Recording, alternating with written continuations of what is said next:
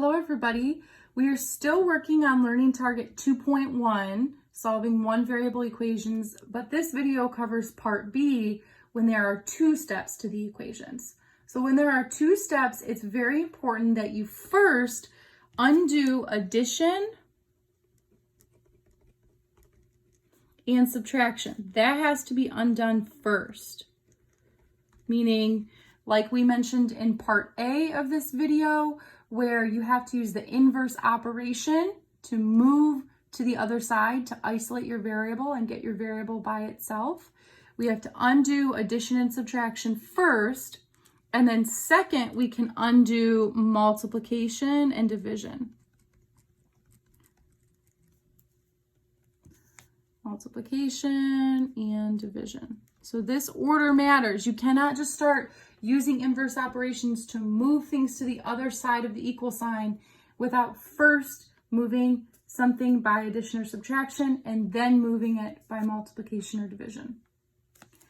So our directions tell us to solve each equation. And for example 1, we have 7x minus 4 equals 31. So I first have to undo addition or subtraction. I'm trying to get this variable x all by itself. My answer will be x equals. So do we see addition or subtraction that we need to undo and move it away from the x? Yes, I see this minus 4 that I need to get it out of there because I want x to be by itself. So I need to move this negative 4 to the other side of my equal sign. And the way I do that is by doing inverse of subtraction, which is addition. So I need to do plus 4. Keep in mind, whatever you do to one side of the equal sign, you must also do to the other side. So minus 4 plus 4 cancels, and I'm left with 7x equals 31 plus 4 gives me 35. We can see how we're not done. That's why this is called two-step, because we did one step, we undid addition or subtraction, but now we have to do the second part. We have to undo multiplication or division. So I do not have x by itself. This is 7x or 7 times x. So the way I undo multiplication is by doing division. So I need to divide by 7 on both sides. 7 divided by 7 will cancel, and I'll be left with x equals 35 divided by 7 gives me 5. So my final answer, x equals 5. Example 2, I need to get my variable b all by itself. So first I have to undo addition or subtraction, and I see addition right here. This plus 5 is in the way. I need to move this positive 5 to the other side of the equation because I'm trying to get b all by itself.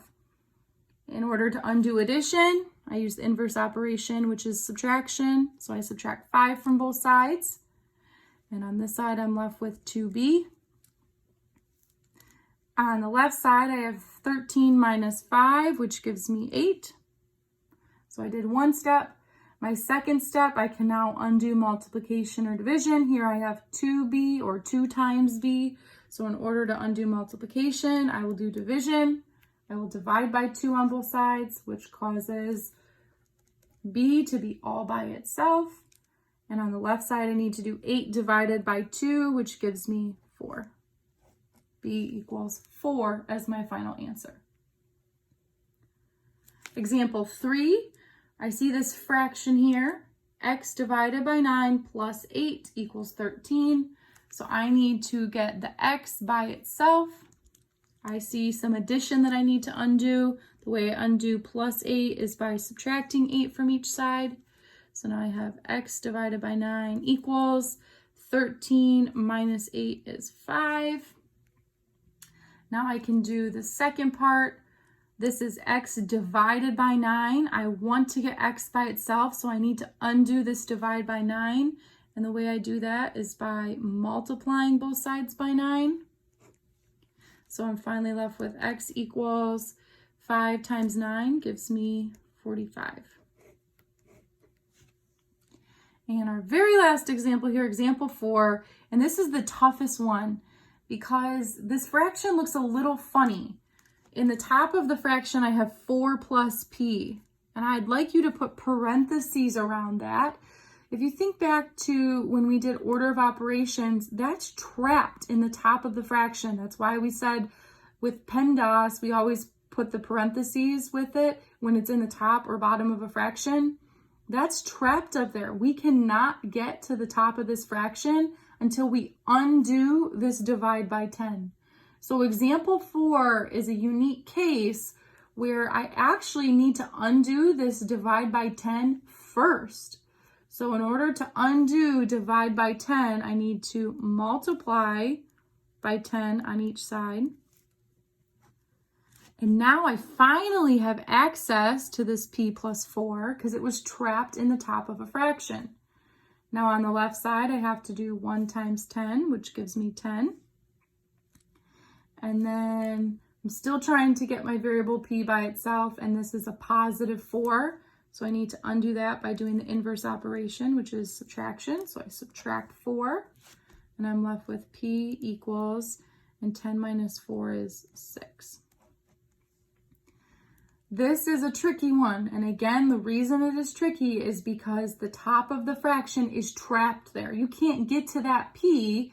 I cannot just do minus 4 to start because it is trapped. When you see, in this case, we have a constant, which is 4, and p, which is a variable. When I have a constant and a variable trapped in the top like that, I would recommend putting parentheses around it to remind you I can't get to the top of the fraction until I clear out or I move the bottom of the fraction. So that's why to undo this divide by 10, we had to multiply by 10 on both sides. All right, so we did an example of each type. Now go ahead, pause the video, and give these 4 problems a try. All right, let's see how you did. On the first you try, I think it was the easiest one, and you get a equals 10. The second you try, your final answer is m equals 1. And the tricky part about this you try is right here. You get to the point where you have -1 equals -m. And a lot of students just stop there and you say that your answer is a -1. However, m is not by itself if it has a negative in front of it. We don't want -m equals, we just want m equals. So when there's a negative here, that's really saying -1m. So I do not have m by itself. I have to get m by itself. So I need to move this -1 times it, which is why I do the inverse operation of division. So here you can see I divided by -1 on both sides so that I could get m by itself. And you have to be really careful with your signs. -1 divided by -1 is +1. The third you try here, the only thing that was tricky about this one is right here when you were doing 0 times 6. You just have to remember that 0 times anything is always 0. And if you want to use a calculator to double check that, you may. Last you try, again, the only thing that was tricky here is that -9 and +9 end up canceling and you get 0. I purposely put these 2 on here because 0 is an answer. 0 is no big deal. Don't be alarmed when you see it. It's common to get 0. Let me know if you have any questions, and thanks for watching.